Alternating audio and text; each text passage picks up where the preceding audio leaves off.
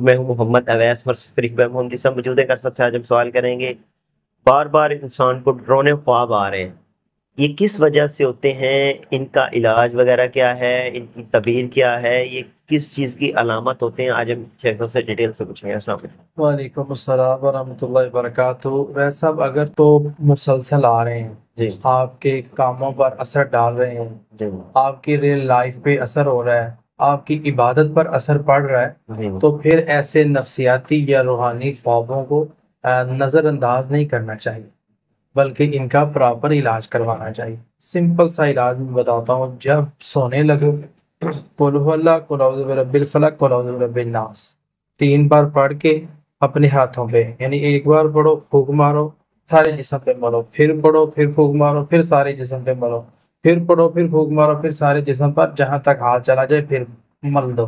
اب بعد میں آیت الکرسی ایک بار پڑھو۔ سونے سے پہلے وضو کر کے سو۔ اللہ تعالیٰ کے فضل و کرم کے ساتھ ڈرونے خواب آنے بالکل بند ہو جائیں گے۔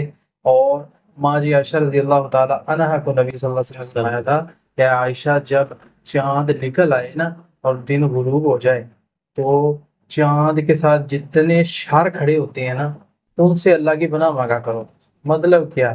چاند شار نہیں لاتا، یعنی کہ جس طرح چاند نکلتا ہے شام کو رات کو تو بہت سے لوگ برائیوں کی طرف نکلتے ہیں اس وقت، کوئی جادو کی طرف، کوئی ٹونے کی طرف، کوئی کچھ کرنے کی طرف، تو آپ اس وقت کہا کرو قل اعوذ برب الناس، قل اعوذ برب الفلق، یہ چیزیں آپ پڑھا کرو، تو اس سے یہ ہوگا اللہ تبارک و تعالیٰ آپ کو ہر حاسد ہر شر پھرانے والے سے بچائے گا۔ بہت شکریہ جی۔ ناظرین اگلے پروگرام میں پھر حاضر ہوں گے، ہمیں اجازت دیجیے، اللہ حافظ۔ اعوذ باللہ من الشیطان الرجیم، بسم اللہ الرحمن